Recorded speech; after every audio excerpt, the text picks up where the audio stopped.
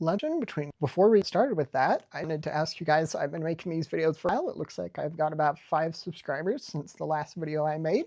So if you wouldn't mind subscribing, I would really appreciate that. Trying to get 1,000. So if you have a second, please click the button.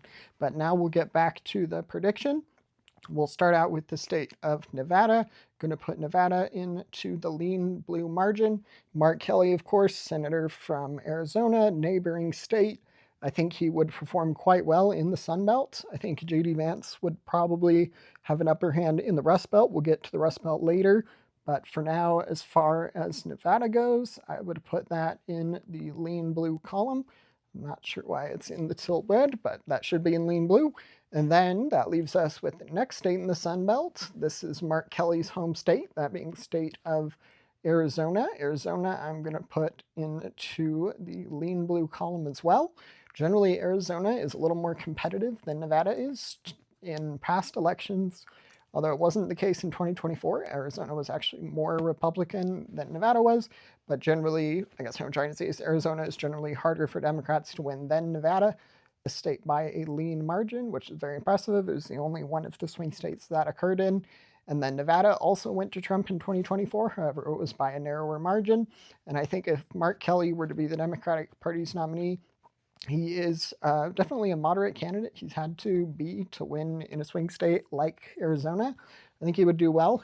And then I already called the district in Omaha. That one I would call in the lean blue, in Mark Kelly's column. And then we're going to head over to Georgia and North Carolina.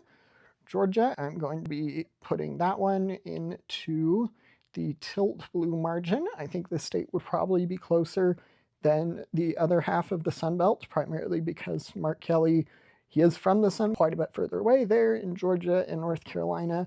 I think he would have a home field advantage in the neighboring states of Nevada and Arizona. But as far as Georgia goes, he is still winning the state, so it's not going to be too crazy. But as far as North Carolina goes, I think I would probably put that one to the tilt red column. The state will be the one won by J.D. Vance. I think Mark Kelly really has a real chance in the state of North Carolina, but for now, I'm going to put it into the tilt red column. Like I said, J.D. Vance, I think, would have a strong performance here, and now the environment is really favorable for Democrats. Take a look. According to the betting markets, with the latest numbers, Democrats are favored by about 60 to 40%, so certainly with the edge as far as winning the race 28.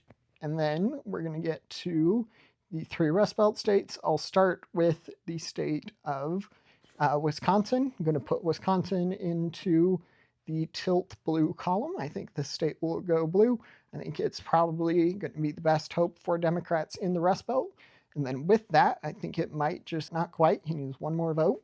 But with Wisconsin called, that brings Kelly. And then the last 2 remaining states are going to be Michigan and Pennsylvania. I think Vance's best hope probably lies in these 2 states. If I had to pick one, it'd probably be Pennsylvania. But I think if Wisconsin is going blue and the national electorate is this favorable towards Democrats, I think that, and then I have other candidates like Pete Buttigieg here winning. I think it would be a narrower victory, but still in the Democratic Party's column for the states of Michigan and Pennsylvania.